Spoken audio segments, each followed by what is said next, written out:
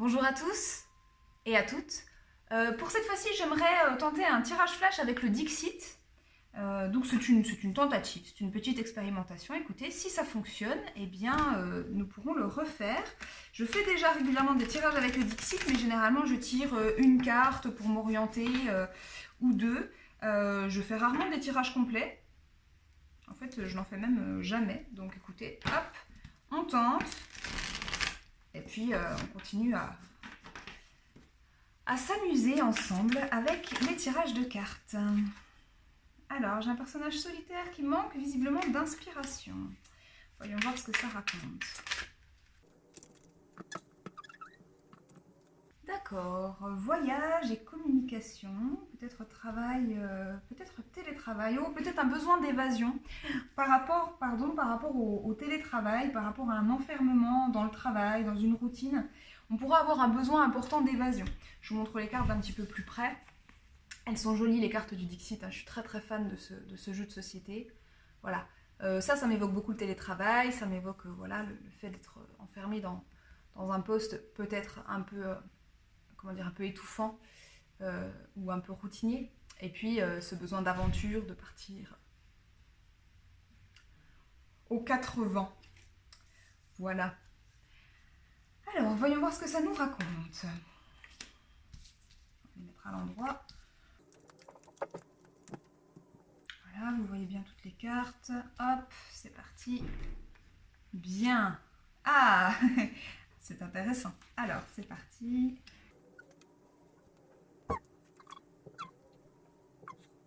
Alors, ce tirage me parle d'une personne qui se sent coincée dans son quotidien. Il y a le sentiment d'être coincé dans son travail et potentiellement également d'être coincé dans une routine de vie, dans le privé, dans le couple. On a une personne qui peut-être se sent... vous voyez, c'est un petit peu comme... il y a un maître d'orchestre et puis tous ces musiciens qui doivent jouer une partition, peut-être qu'ils n'ont pas le choix de la jouer. Il y a un peu cette idée-là d'être dirigé et de ne pas choisir sa propre partition. Et on a une deuxième carte qui évoque la musique avec une partition qui est dissonante. Je pense que cette personne, elle sent qu'elle n'est pas à sa place. Je pense qu'elle sent qu'elle se trouve dans un quotidien trop étriqué pour elle. Elle a un besoin de liberté, un besoin d'évasion. Et elle se sent profondément coincée. Ce que je vois aussi, c'est que entre ce quotidien du métro boulot dodo, ce quotidien très terre à terre, et ce désir d'évasion, la personne en question se retrouve face à la peur du jugement. On a un personnage ici qui vole, ou en tout cas qui tente de voler maladroitement de ses propres ailes, et puis on a la moquerie des gens qui peuvent avoir un regard sur ce besoin de liberté et d'évasion particulièrement jugeant. C'est un frein très important dans la vie. Il est très difficile de s'affranchir de ce regard et d'accepter de voler de ses propres ailes et de faire ses propres expérimentations et de sortir quelque part du rang que la société nous impose. Et on a une personne là qui me semble être très en souffrance vis-à-vis de ça. J'ai trois cartes qui évoquent la musique. Et j'ai ce personnage qui intervient, qui était déjà tombé pendant que je tirais les cartes. Donc j'ai déjà dit dans la guidance précédente, mais il n'y a pas de hasard. En général, quand une carte sort une première fois et que je la range dans le tas, elle revient. Hein. C'est voilà, le jeu ou les esprits attachés au jeu veulent s'exprimer. Ici, on a donc cette carte qui est retombée avec ce personnage qui est très solitaire et qui manque d'inspiration, qui se trouve dans un désert où finalement il ne peut pas exprimer son individualité, il a du mal à jouer sa propre partition, il se retrouve seul. C'est une crainte d'être seul, de ne pas avoir, de ne plus avoir ce soutien sociétal. Alors on se coule dans un moule qui ne nous correspond pas pour être entouré et pour être aimé peut-être. Et on se met à ne pas aimer sa vie et on craint justement cet isolement, le fait de se retrouver seul, de n'avoir plus aucun soutien auquel se rattacher, aucune partition avec laquelle s'accorder. Voilà, pour rester dans la métaphore musicale. On a quelqu'un qui rêve beaucoup. Le signe astrologique du poisson peut être attaché à cette carte. Hein. On sent bien ce côté rêveur, ce côté très très intuitif aussi et très ésotérique. On a quelqu'un là qui est tourné vers son intériorité, qui est tourné dans une forme de rêverie constante et qui probablement rêve ses aspirations sans les mettre en œuvre, qui n'arrive pas à passer à l'acte. J'ai un deuxième personnage ici qui m'évoque exactement la même chose parce que on a ce personnage qui voudrait monter en selle et s'envoler et qui, au lieu de ça, reste enfermé dans un quotidien peut-être financièrement confortable ou peut-être dans une forme de routine rassurante. Voilà, c'est la fameuse zone de confort. Et on regarde ces avions en papier comme des chimères, comme ce rêve d'envol qui ne peut rester qu'à l'état de rêve. En tout cas, c'est ce qu'on croit. On pense qu'on ne peut pas avancer. Mais ça n'est pas vrai, ça n'est pas la réalité. Bien évidemment qu'on peut sortir de ces schémas. Simplement, peut-être que notre vision, notre mental nous enferme un peu trop dans ce quotidien étriqué en nous faisant penser, en nous faisant croire que c'est pour nous la seule solution et qu'il n'est pas possible d'en sortir. C'est un tirage assez lourd, assez triste parce que je sens quelqu'un dont l'âme suffoque en fait. Je sens une âme qui suffoque, qui aspire à tellement plus et qui se trouve vraiment étriquée. J'ai quand même cette carte qui est assez positive pour le coup, qui vient apporter une lumière, c'est une carte, voilà, c'est comme le soleil au tarot. Alors on a un mélange entre le soleil et le chariot, il y a quelque chose qui bouge, il y a une mise en lumière sur quelque chose. On a peut-être une prise de conscience ici, une prise de conscience importante et qui va nous mener au fait que, alors à la fin de ce tirage, je pense que c'est des énergies qui ne sont pas définitives, parce que s'il y a cette prise de conscience, il y a fort à parier qu'il y ait du mouvement qui s'engage et que la personne fasse un certain chemin intérieur. À l'issue du tirage, j'ai cette carte où on a bien conscience d'être coincé, d'être attaché à un foyer, à un couple, à du travail, à une routine, à un quotidien. On a bien ce sentiment-là, mais on a aussi la prise de conscience que de nos rêves peut fleurir un jardin, que nos rêves peuvent se concrétiser, peuvent fleurir, peuvent porter du fruit. En fond, on peut voir ces éclairs qui, moi, m'évoquent un petit peu la carte de la Maison Dieu, avec ces révélations qui viennent nous saper par le fond pour nous permettre de nous reconstruire dans un élan, un meilleur élan et dans une vraie authenticité, dans une fidélité à soi-même, à ce qu'on est réellement au fond de nous, à ce à quoi on aspire réellement. Donc on peut avoir ce type d'énergie avec cette prise de conscience qui vient nous montrer que non, on ne peut pas se contenter d'être ce personnage qui regarde voler des avions en papier. On aspire, nous, à s'envoler, on aspire, nous, à voir fleurir notre vie dans un nouveau cadre, dans un cadre plus épanouissant, dans une plus grande forme de légèreté.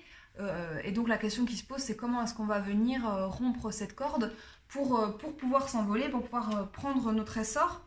Donc évidemment, dans le tirage, on a des conseils, se détacher du regard des autres, ne pas craindre la solitude, c'est toujours trouver en soi-même suffisamment de confiance, d'harmonie, d'amour de soi pour savoir que notre partition, elle n'a pas besoin forcément de la partition des autres pour exister et pour être belle, pour être fertile. Il y a tout cet aspect-là. Je vais regarder le dos du deck. Ah, c'est bien ça. Super.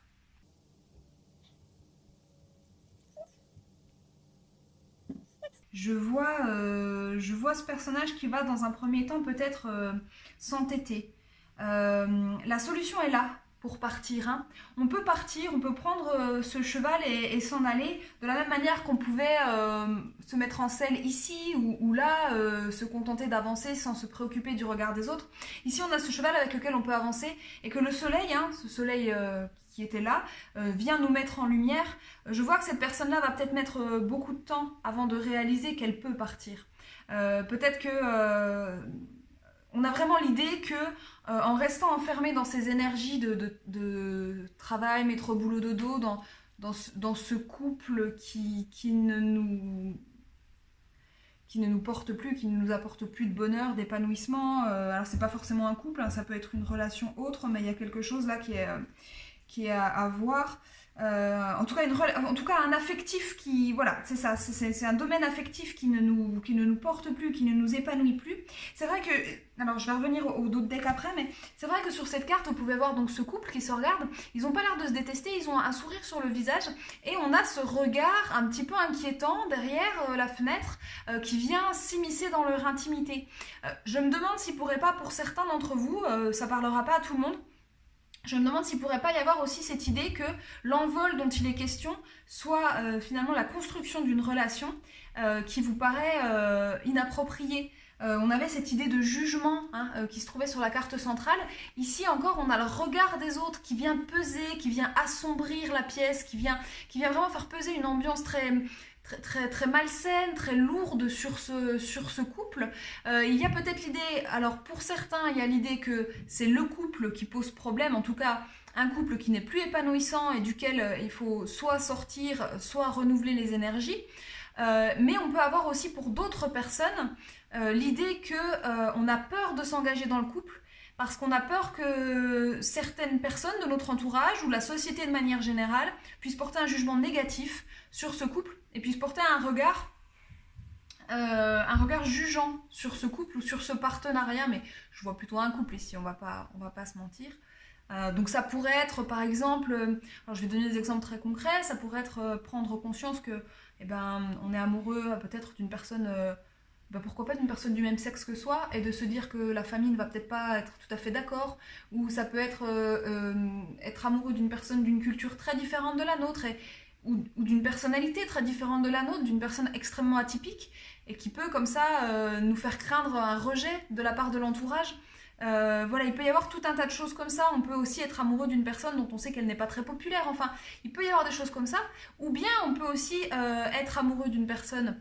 Alors être amoureux, c'est peut-être un grand mot pour certaines situations. Vous adaptez bien sûr au niveau de l'intensité, mais vous pourriez tout à fait être attiré par une personne, avoir envie de construire quelque chose avec une personne au contraire très populaire et craindre justement les regards qu'elle attire et qui vont nécessairement se porter sur vous dans cette relation. Voilà les messages qui m'avaient un petit peu échappé. Et donc ici, ce qu'on peut voir, c'est que cette personne s'enferme dans un travail qui finalement équivaut plus ou moins à creuser sa tombe. On a une personne qui a du mal à se rendre compte qu'il y a la possibilité de s'échapper de cet harassement, de ce travail qui l'enterre vif.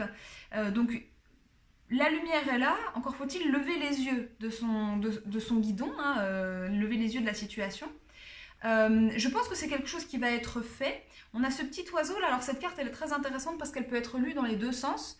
Donc là en l'occurrence je l'ai tirée dans ce sens là, et on voit bien que y a tout un horizon derrière cette fenêtre et il suffit de s'envoler. Et ça équivaut pour moi à une prise de conscience. On prend conscience que on peut tout à fait quitter ce cloître et partir à l'aventure. C'est ce qui se passe dans la carte suivante. Alors c'est amusant parce que dans la première carte, on a un personnage qui creuse et qui s'enferme dans le trou qu'il creuse lui-même. Et puis ici, on a une personne qui creusait, mais qui décide de prendre la poudre d'escampette et de sortir de son cadre et de s'échapper. Ce que je vois par la suite, c'est que peut-être il y a... Alors là pour le coup, ça va plus parler à mon avis aux personnes qui se sentent enfermées dans leur couple. On pourrait avoir cette carte-là, elle m'évoque... Alors certes, il y a la mariée, mais c'est une mariée qui a le visage voilé, qui n'est peut-être pas tout à fait franche. Un compagnon ou une compagne de vie qui peut avoir un petit côté manipulateur comme ça. On voit bien la menace qui gronde derrière elle. C'est un petit peu comme si c'était un appât très, très réjouissant, très tentant, plutôt joli à regarder. Mais attention, en s'approchant, ces papillons sont très chimériques. Et puis on a ces tentacules, ces lianes qui se rapprochent. Je pense qu'il peut y avoir une tentative de la part de la personne, pour les gens à qui ça parle, pour ceux qui sont dans une situation où il s'agit de quitter un couple qui les enferme, un couple peut-être toxique. On peut avoir cette idée d'une personne qui tente de vous amadouer, de vous retenir, de vous enfermer peut-être. On s'imagine bien qu'en approchant cette jeune femme, on risque d'être pris par les tentacules et peut-être de nouveau enterré vif. Il y a quelque chose de cet ordre-là, peut-être une forme de toxicité à laquelle il faudra faire attention. Évidemment, le personnage sur la carte est une femme, mais ça peut tout à fait, dans votre cas, être un homme. Hein, voilà. On a quand même la carte du phénix qui intervient après. Donc moi, je vois quelqu'un qui va réussir à s'en sortir, qui va réussir à dépasser ses énergies et à sortir de la tombe. Le phénix s'oppose carrément à cette carte-là. Hein. Ici, on s'enterre vif. Ici, on sort soi-même d'un état de léthargie, de mort symbolique. Et on renaît de ses cendres. Donc, c'est très joli. Et puis ensuite, ici, eh bien, j'ai l'idée d'une sorte d'apesanteur, d'avoir 1000 possibilités et d'être libre de prendre le chemin qu'on veut. C'est ce que m'inspire cette carte, je la sens très légère. Quelquefois, c'est une carte qui m'inspire plutôt la prise de tête. Ici, je la sens très très légère, avec une vraie possibilité d'envol, d'évasion, de revoir sa vie, de recalculer la donne et de prendre un nouveau départ. Voilà. Et puis par la suite, bon, je pense qu'il pourrait y avoir une jolie rencontre par la suite ou une belle union avec soi-même entre l'acte et la pensée. On agit en fonction, alors ça peut être soit une rencontre d'âme sœur ici sur ce que m'évoque cette carte, mais ça peut être aussi simplement qu'on met ses actes en adéquation avec nos croyances, nos pensées, nos rêves, et on avance dans la vie de cette façon-là. Voilà, c'est plutôt un tirage intéressant, je trouve, avec une situation compliquée, mais il y a de vrais potentiels pour réussir à avancer. Il y a cette prise de conscience qui intervient, et à partir de là, je pense qu'on commence à mobiliser les outils pour s'en sortir. Il y a une vraie possibilité d'avancement ici pour la personne que ça concerne, et pour ceux à qui ça parlera. Il est toujours possible de changer, il est toujours possible de prendre une décision, il est toujours possible de revenir en arrière sur une décision prise. Rien n'est immuable dans la vie, tout change, tout se transforme. Et ici, on nous dit bien que ce qui vous semble être une prison, ce qui vous semble être enfermant, ce qui vous semble être pesant, c'est une vue de l'esprit. Vous pouvez tout à fait sortir de cette situation. C'est ce qu'on vous dit. Le bolide est prêt à vous recevoir, vous pouvez vous envoler, il y a vraiment cette possibilité pour vous, et ne désespérez pas. Si ça parle pour quelqu'un de votre entourage, eh bien n'hésitez pas à lui conseiller cette vidéo pour peu que ce genre de contenu l'intéresse. On a ici des énergies qui sont plutôt qui sont lourdes à l'origine, mais qui vont vers une amélioration. Voilà, j'espère que cette vidéo vous aura plu, et je vous souhaite eh bien, une très bonne journée, une très bonne soirée si vous regardez cette vidéo le soir. Et puis je vous dis à bientôt pour de nouvelles aventures. Bye bye!